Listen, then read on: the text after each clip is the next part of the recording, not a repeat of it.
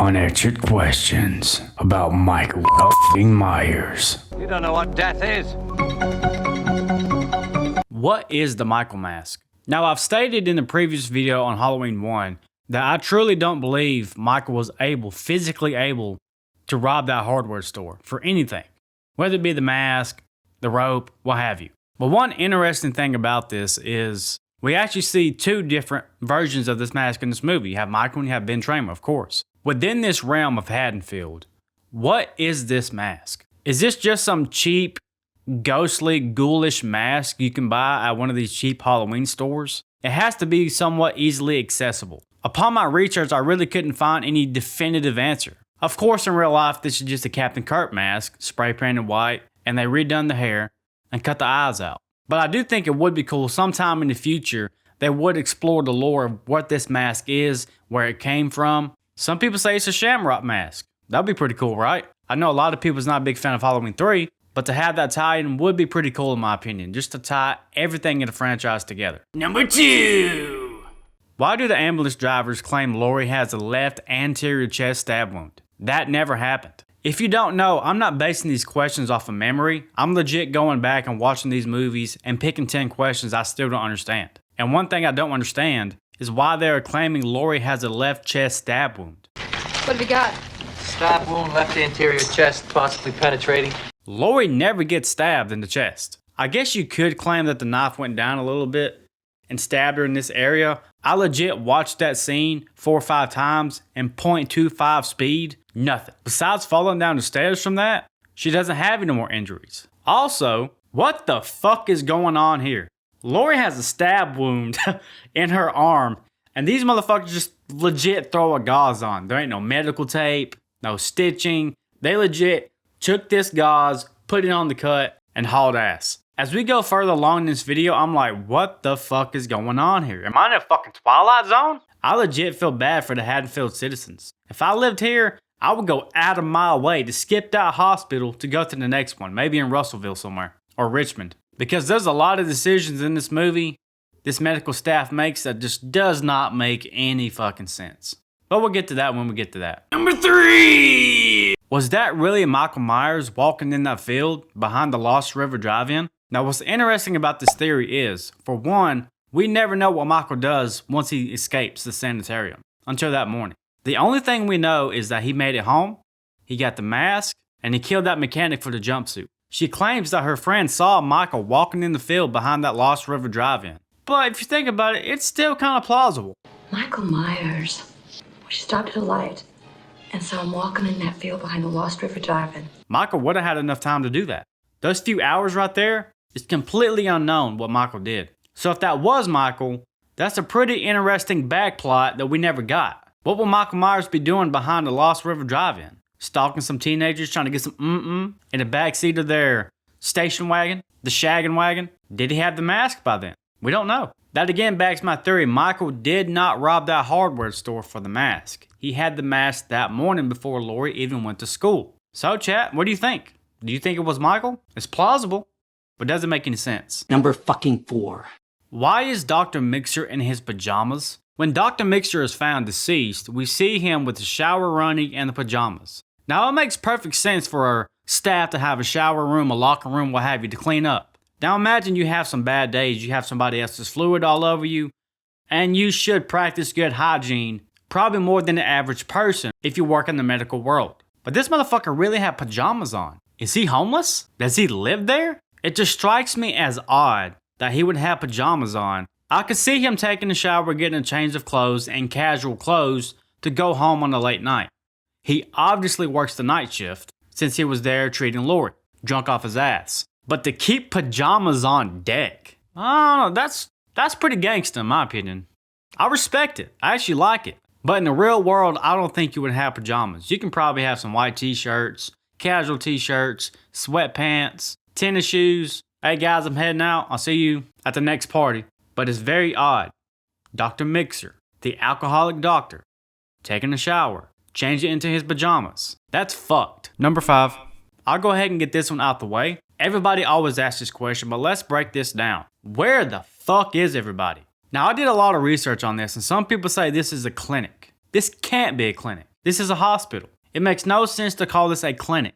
They have an emergency room, they have a maternity ward, they have a therapy room, and they have general patients staying overnight. So I took a deep dive into what this is. Dr. Mixter is the overhead doctor. He probably bounces back from the overnighters and the emergency room. Mrs. Alves is the head nurse. We can see she works in the emergency room and she's head of the maternity ward. Jill works as a general nurse because her main job is seeing the overnight patients. And Janet has to be just an assistant. She's not in uniform. She doesn't do anything that's medically efficient. And Karen, when she's not getting dicked down by Bud, also works at the maternity ward. And then you have the security guy. But in all my days throughout this staff, I have never seen anything as empty as this fucking hospital. It's more empty than my future. And you only have 2 ambulance drivers? Now take in mind, Jimmy and Bud, they was back and forth all night with the murders. And for what I can pick apart from the dialogue, of course there is a day shift. But this night shift, you only have 5 staff and 2 ambulance drivers? What? And this is a bonus question right here. Who was the other patient? Throughout this hospital, the only patient you see, besides a little kid with a fucked up mouth with a razor blade in his mouth, and besides Lori, is somebody buzzing for Jill. So there is another patient in the hospital. Did they die? Did Michael kill them too? Here's a picture of Haddonfield Memorial Hospital. You have to have more than 5 fucking staff members. But I've ranted about this long enough. I just thought I would do a deep dive and try to lay out what the hospital does and who is assigned to what to make it all make sense. And in hindsight, it does make sense. It's just you should have almost double, if not triple, that manpower.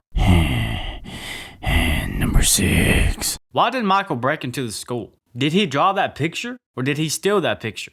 And better yet, why the fuck is that janitor still there? I know they ain't paying that man overtime. That man needs to go the fuck home. I guess in some bizarre situation, they could have called the janitor in after the break-in to clean up, but he was cleaning the hallway. He was nowhere near the classroom. By this time, it has to be late night, early fucking morning. You have floor technicians all the time working the night shift at hospitals, nursing homes, rehabilitation centers, but schools? Nah, I don't think so. So why did Michael break into the school? Of course, from the movie's point of view, we have to get the whole sister angle to really pound that in your face. And then we get the weird Sam Hain, Samhain, blood on the wall. Now they do this just to try to expand the lore of Michael and Haddonfield a little bit. But I feel like you could take this scene out completely and it wouldn't make a fuck. Could you imagine Michael just got shot 6 times? Hey, I'm gonna walk to the school over here, draw this little picture, stab this fucking knife in it. Whoever finds this, you know what I'm doing. Why? It's just so off-putting because in the film, they portray Michael as his predator sense is to find Lori, like nothing else matters. He got up, he rejuvenated. You know, he went to the Elrod, stole the knife, killed the neighbor, and then made his way to the hospital. When did he even have time to break into the school? Continuity. 7 number. Did Michael stab the gas tanks? If you look at this scene right here really closely, pay attention to this tiny detail. So we know Michael went balls deep and slashed all the tires so nobody could leave. But I also think that he stabbed all the gas tanks. And that might have been why this car wouldn't start in this scene right here. It is cool to think that Michael would go above and beyond and slash these tires, but then take an extra layer of protection of stabbing the gas tanks. I mean, Michael at this point has been watching some goddamn Law and Order. You know what I'm saying? CSI. As I said in the previous video, Michael's not a dumbass. He's actually pretty damn smart. But did he go as far to slash the ambulance tires as well? Did he stab those gas tanks? Regardless of what's going on, Michael was going to make sure that anybody in that hospital was going to be secluded and they wasn't going to get far. If they was going to walk on foot, he probably would have got them. Number 8 ball. This is jumping ahead a little bit, but is Ben Tramer Big Al's son in Halloween 4? I won't touch on this too much because Halloween 4 is next. But the only person that it could be from these 2 films that we physically see is Ben Tramer, Bob, or Bud. But you can't really blame Michael for Ben Tramer's death. I mean, he was drunk. He stole Michael's game, his swag, and he got punished for it. You know what I'm saying? Just a very interesting theory here. I'll deep dive more into this when we get to Halloween 4. 9. What happened to the babies? Did they survive the explosion? God forbid they did not, but I think they did, and here's why. If you take this statement right here, and I'll show this clip. What's the count? 10 so far. That number pretty much accounts for all the adults Michael killed. There's not really much room for the babies. It's a fucked up thought though, because even long before that explosion, nobody was there to take care of the babies. Karen got offed, Mrs. Alves got offed, Jill got offed, and luckily I'm pretty sure the maternity ward is 2 stories up, and the explosion happened like down in the basement. on ground level. So there's more of a chance that they did survive, hip hip hooray, but I've always wondered, did the baby survive? Number 10, 10, 10. Did Michael give Loomis a pass? So I did a video a while back, and I truly believe this with all my gut-wrenching stupid thoughts. I truly think Michael never wanted to kill Loomis. Now, I'm gonna jump ahead a little bit here, but in this instance as well, in Halloween 1 after he gets shot, he just stands there and looks at Loomis. Granted, this is only a few seconds, but he could have lunged forward. We've seen Michael in Halloween 1 and Halloween 2 move pretty fucking fast. He don't normally, but he can fucking jolt. He can get at you. Halloween 2 right here. He's gonna stab Loomis with a scalpel. Yeah, that's gonna hurt and probably do some damage to the gut, but at the end of the day, it's a scalpel, bro. It's that big. If that was a fatal blow, it would have took Loomis a pretty good while to bleed out. But then in Halloween 4, the school scene, Michael had a knife in his hand. Instead of stabbing him, throw him into the glass. Halloween 5, Dr. Loomis standing right next to Michael, having a casual conversation. Nothing ever happens. When he does get attacked, it's nothing serious. So in this situation right here, I truly don't believe Michael had any intentions of actually killing Loomis. I don't know if it's Michael's sick game of having like a lifelong cat and mouse game where his sole objective is to make Loomis search for him and make his life a living hell, knowing that Michael's always going to be 2 steps ahead most likely. And this would be Michael's biggest mistake. Loomis was able to save Laurie. But to see the sheer brutality of Michael up to this point, especially in Halloween 2, because they really upped the gore and the kills in this one. You're just going to give like a little stab to Loomis and that's it? Come on, Michael, I know better. What's the motive, man? What you got going on? Talk to me. Stop it. Get some help. But that is it, ladies and gentlemen. We will be back with Halloween 4. So that's going to wrap this video up, guys. Thank you so much for taking part of your day to kick it with me. You know I appreciate it. Till next time, I love you all. Adios.